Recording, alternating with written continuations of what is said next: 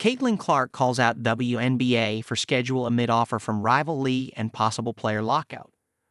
Clark is reportedly going to get an aggressive offer from a league looking to challenge the WNBA.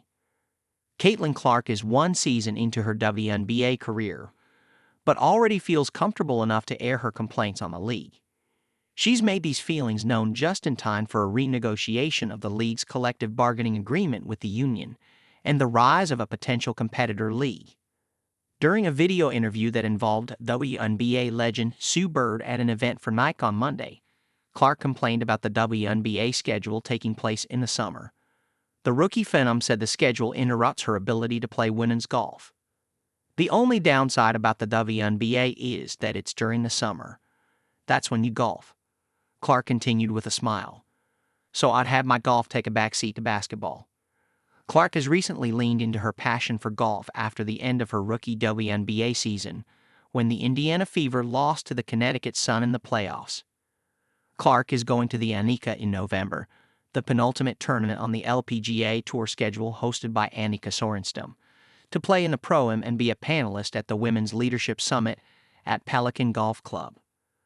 Clark, the WNBA Rookie of the Year, said last month when the Indiana Fever was eliminated that she planned to play golf until it got too cold in Indiana, adding with a smile, "Become a professional golfer.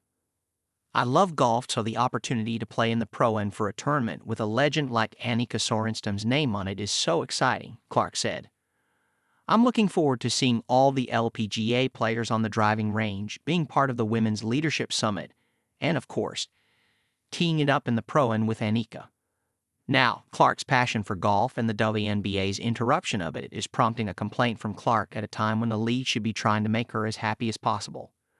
The Women's National Basketball Players Association, WNBPA, voted to opt out of the current CBA with the league on Monday. The union and the league had until November 1 to opt out of the current deal, which was first agreed to ahead of the 2020 season. Now the union and the league will have to come to an agreement on a new deal, as the players will look to get more of the revenue share and potentially get other perks from the WNBA, like more time off. The decision to opt out came after a record year for the WNBA in both viewership and attendance. The playoffs saw a viewership increase of more than 140% before the WNBA Finals even started, which marked the highest viewership since the league's inaugural season in 1997. Clark played the biggest part in this explosion in popularity. One of her playoff games generated 2.5 million viewers alone, and the 15 most-watched games of the regular season this year all included Clark. Clark also helped the league break the single-game attendance record and challenge NFL games for viewers on multiple occasions. The WNBA also announced a new media rights partnership with TNT Sports that will see more than 45 primetime regular season games broadcast on TNT and True TV, with all games streamed on Max. Clark is the biggest single driver of TV ratings that women's basketball has ever seen. CBS, ABC, ESPN, ESPN2, ION, and NBA TV all set records for the most watched WNBA game on their respective platforms this season, and all of those games involved Clark. She is the sport's most transcendent superstar and the WNBA's biggest asset in trying to achieve profitability, which it never has. But Clark has options now well beyond the WNBA. Outside of leagues in Europe, Clark now has the option of joining a new professional women's basketball league based right in her home country, too. Unrivaled, the new 3-on-3 basketball league spearheaded by Breanna Stewart and Nafisa Collier is planning a full-court press to recruit Clark, according to Front Office Sports.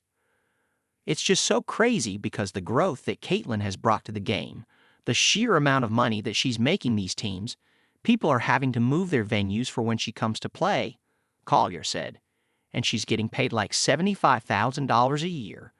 She should be one of the top-paid players in the world just for the sheer numbers she's bringing. Clark also isn't the first WNBA superstar to voice grievances with the WNBA schedule ahead of this new negotiation with the league. Stewart spoke out about the lack of time off for the players who represented the U.S. in Paris and brought home gold for the 8th consecutive Olympics in August.